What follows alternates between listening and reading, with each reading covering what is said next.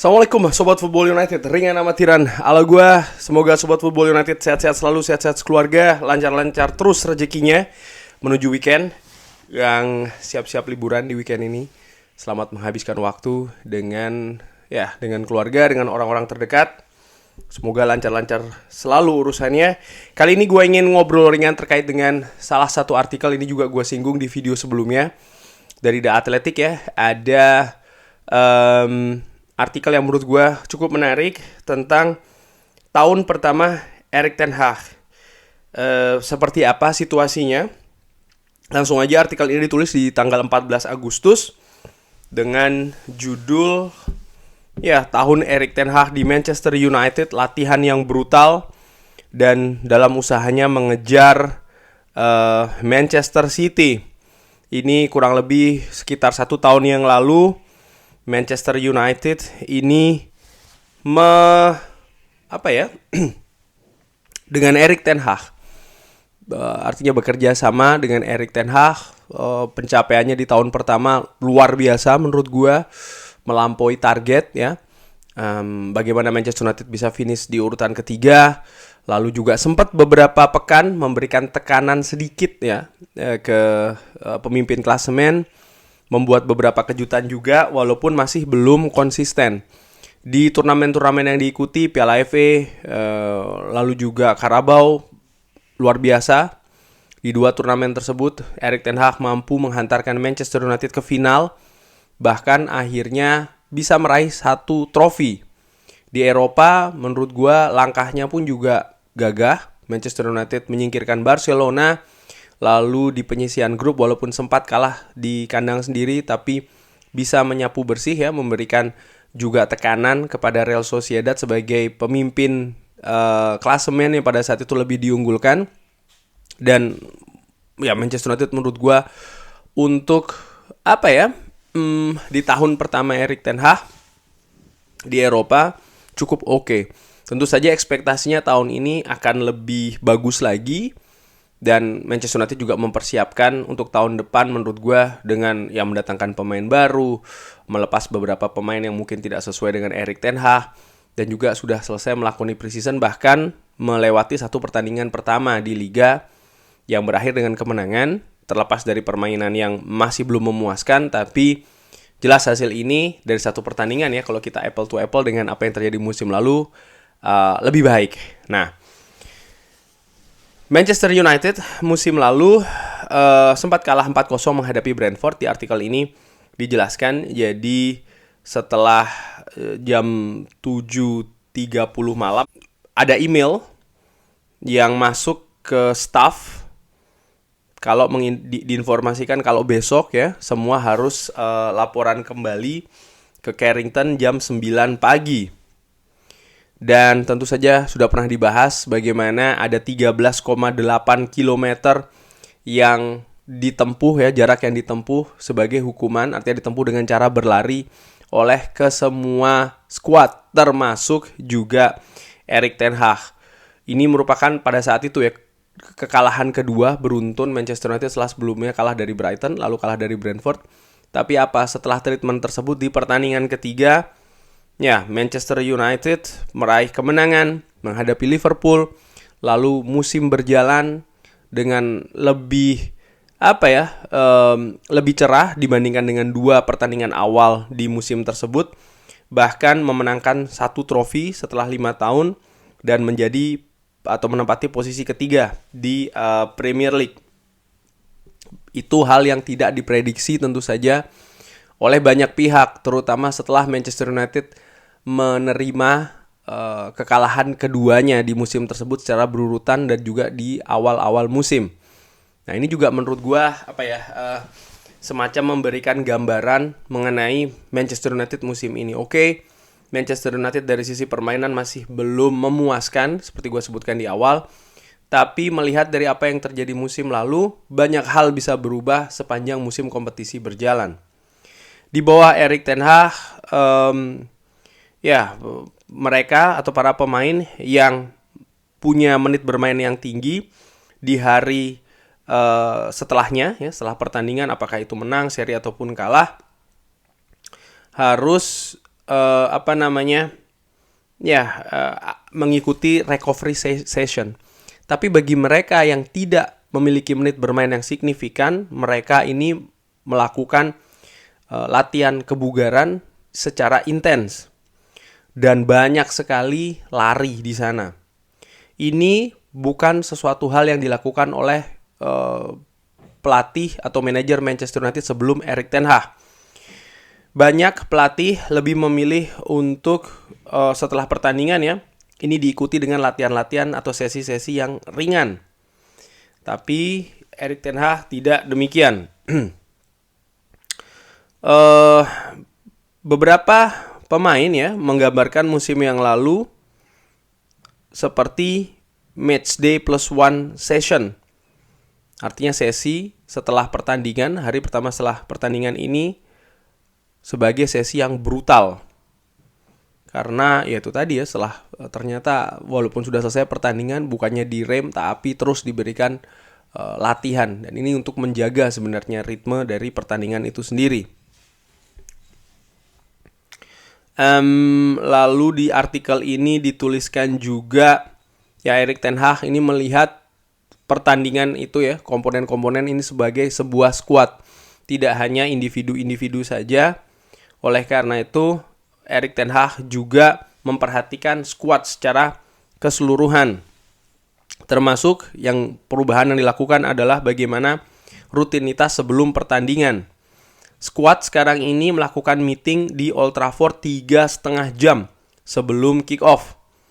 Dan tidak tinggal di hotel semalam sebelumnya. Wow, Lowry Hotel. Ya, sebelumnya memang semalam sebelumnya pemain ini stay di hotel, tinggal di hotel, baru beberapa jam setelahnya ke Old Trafford. Di musim lalu, di pertandingan terakhir, kebetulan gue di Old Trafford menghadapi Fulham.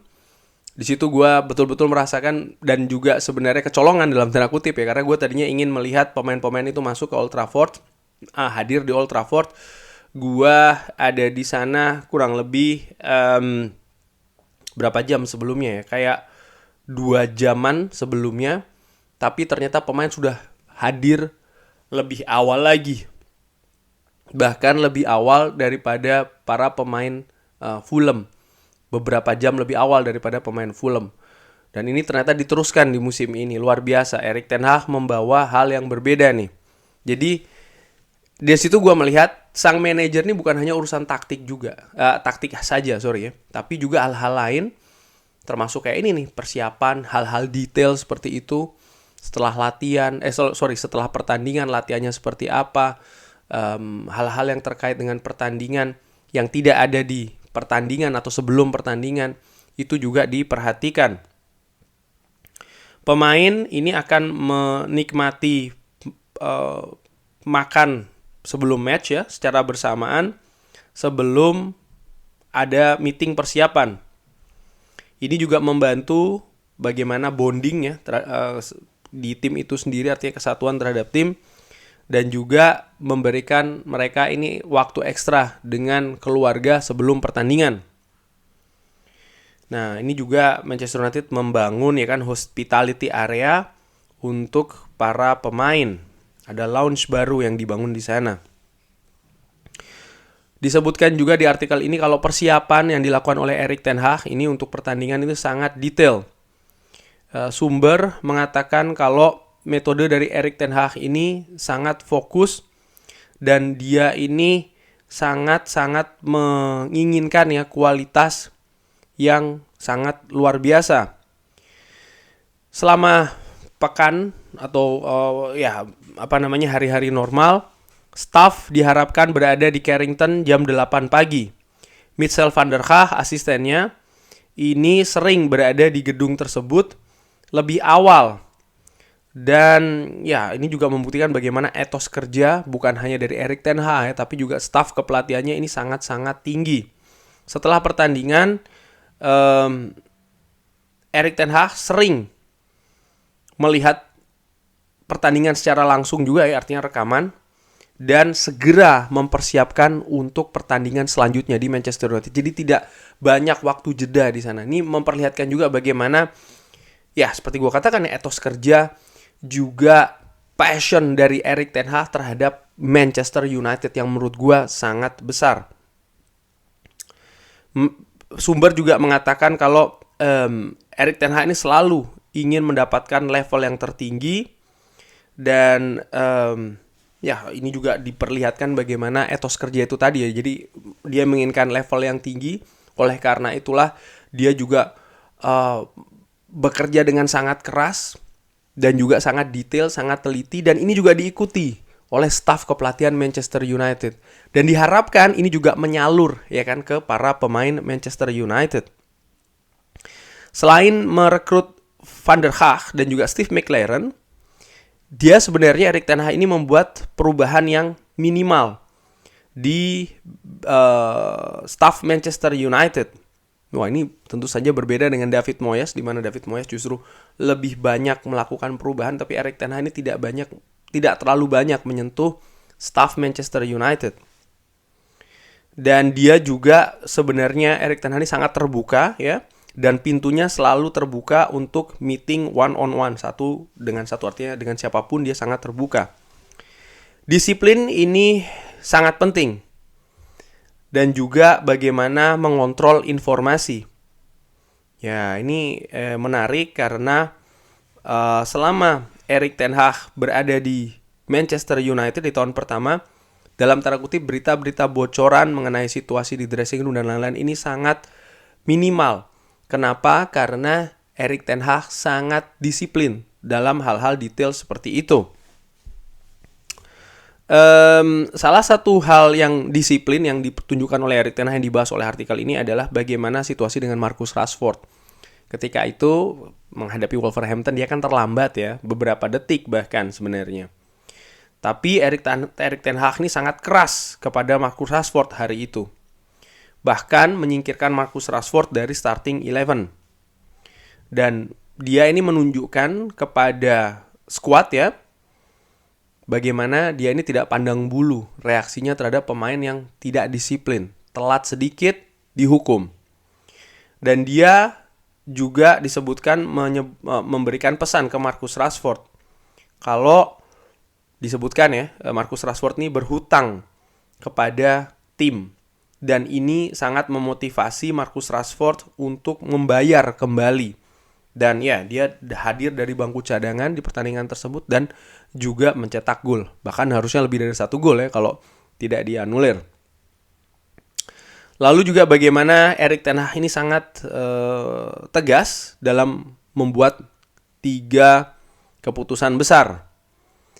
Di tahun pertama sampai dengan saat ini, 3 keputusan besar itu adalah Cristiano Ronaldo dibolehkan untuk cabut. Lalu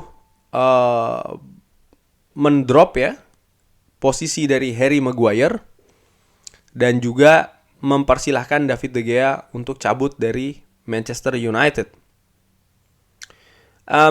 Situasi dengan David De Gea ini disebutkan di artikel ini kalau memang ada perubahan, yang tadinya setuju berubah jadi tidak setuju, dan Erik ten Hag pun juga akhirnya merevisi situasinya dengan penjaga gawang dan segera bergerak untuk mendatangkan Andre Onana. Dengan situasi dengan David De Gea yang sudah cabut, lalu juga Cristiano Ronaldo, dan didegradasikan dalam tanda kutip posisi dari Harry Maguire, keputusan dari Erik ten Hag ini juga mendapatkan support yang sangat besar dari hierarki klub Manchester United. Di musim panas ini disebutkan kalau sebenarnya Erik ten Hag sangat menginginkan Harry Kane. Tapi ya akhirnya yang didatangkan adalah Rasmus Højlund. Yang ini sama dengan Casemiro, yang didatangkan bukan sebenarnya keinginan dari awal ya. Seperti musim lalu kan kita semua tahu bagaimana Frenkie de Jong itu yang dijadikan target.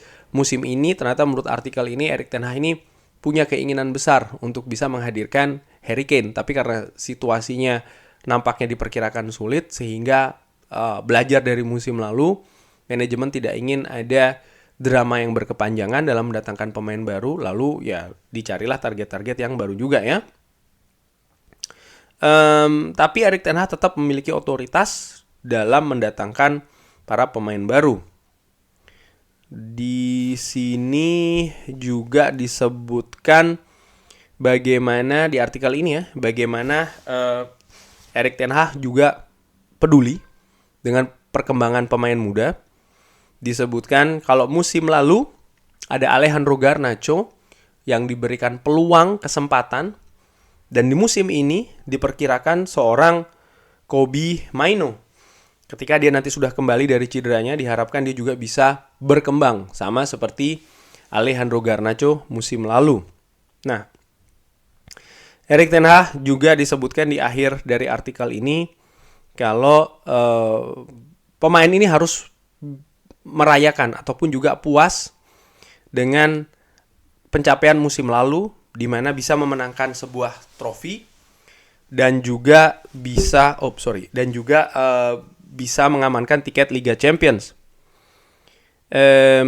Tapi Erik ten Hag juga memperingatkan kepada tim kalau sebelum musim ini mulai ya, kalau mereka silahkan liburan, puas-puaskan liburan, kurang lebih demikian, tapi setelahnya kembali dan harus kerja keras. Nah, itu dia artikel dari The Athletic. Menarik bagaimana penekanan dari Erik ten Hag ini ada di metode yang keras, metode yang brutal, metode yang disiplin. Ini kontras menurut gue dengan manajer sebelumnya, Ole Gunnar Solskjaer. Dan gue juga melihat sebenarnya metode ini menurut gue ya, ringan amatiran, artinya disiplin yang keras, lalu juga bagaimana latihan yang brutal, yang keras juga ya. Karena tujuannya adalah sistem yang ingin dibangun. Sebenarnya menurut gue mungkin hampir sama yang ingin dibangun oleh Louis van Gaal dan juga Jose Mourinho dengan filosofi yang baru juga. Hanya saja perbedaannya pada saat itu Louis van Gaal dan juga Jose Mourinho tidak memiliki support yang besar dari manajemen Manchester United ketika itu. Manajemen Manchester United nampak pada saat itu yang dikomandoi oleh Ed Woodward lebih menitik beratkan faktor lain di luar sepak bola, komersial ya kan, branding, mungkin bisnis, sehingga fokusnya ataupun supportnya di titik-titik seperti itu. Contohnya ketika ada pertikaian ataupun konflik antara manajer dan juga pemain bintang, tidak jarang justru manajemen ini membackup-nya pemain bintang. Tapi perubahan itu terasa di tahun pertama Erik ten Hag ketika situasi dengan Cristiano Ronaldo. Tentu saja kehilangan Cristiano Ronaldo di Manchester United musim lalu ini kan kehilangan yang besar dari sisi komersial, dari sisi branding. Karena ya kita ketahui bersama bagaimana besarnya branding dari seorang Cristiano Ronaldo itu sendiri. Nama dari Cristiano Ronaldo ini sangat besar pada saat itu, masih sangat besar. Tapi dengan keadaan yang ada, manajemen mendukung tindakan tegas dari Erik ten Hag. Ketika ada David De Gea juga pun demikian. Lalu dengan Marcus Rashford, ya, ini menurut gue memperlihatkan bagaimana Erik ten Hag bisa berlaku tegas, keras, dan bahkan cenderung brutal dalam usahanya untuk membangun Manchester United yang lebih baik, yang disupport oleh manajemen. Dan menurut gue ini faktor yang sangat penting. Di sisi lain bagaimana etos kerja dari Erik ten Hag, detailnya dia yang sangat ingin kualitas yang dengan level tertinggi di semua aspek. Ini juga menunjukkan bagaimana bagaimana dia ingin untuk membawa Manchester United juga di level yang tertinggi. Dan ini dalam usahanya disebutkan dari di awal untuk mengejar ketertinggalan dengan Manchester City yang menurut gua cukup jauh ya. Bisa dilihat bagaimana gap points antara Manchester United dan juga Manchester City musim lalu, musim sebelumnya. Bahkan ketika Manchester United finish sebagai runner up di beberapa musim sebelumnya tuh gapnya kan juga tinggi. Karena memang perbedaan itu menurut gua secara ringan amatiran memang besar. Dan untuk mengejar hal tersebut memang harus ada dobrakan-dobrakan yang besar juga yang harus didukung ya, manajemen klub, staf kepelatihan, sehingga sang pemain ini juga tahu nih mereka siapa nih yang memiliki dressing room. Ini juga mereka ketahui jelas mereka dalam hal ini adalah manajer dan juga pelatih. Dan hal ini kan menurut gue yang bahkan selama belasan tahun terakhir ini tidak terjadi. Gue ingat bagaimana cerita Patrice Evra ketika David Moyes hadir. Jelas David Moyes tidak memiliki dressing room. Louis van Gaal pun juga kesulitan mengontrol dressing room Manchester United ya. Jose Mourinho, kita ingat bagaimana konfliknya dengan Paul Pogba. Ole Gunnar Solskjaer datang dengan pendekatan yang berbeda, sempat berhasil, tapi tentu saja ada dari sisi teknis yang dia kurang ya kan, karena menurut gue juga mungkin kurang pengalaman dan lain-lain. Dan penguasaan dressing room yang akhirnya lepas dengan metode yang berbeda dari manajer sebelumnya. Dan sekarang Erik ten Hag datang dengan metode yang berbeda, tapi dengan support yang berbeda juga dari manajemen. Sehingga semoga ya musim ini Manchester United bisa lebih bagus. Syukur-syukur bisa mendapatkan trofi, tapi juga harus dilihat bagaimana pesaing-pesaing yang lain nih dari Premier League yang akan semakin keras. Dan Manchester United juga harus bersiap untuk hal tersebut. Kurang lebih demikian. Terima kasih sudah menyaksikan. Jangan lupa like, subscribe. Wassalamualaikum warahmatullahi wabarakatuh.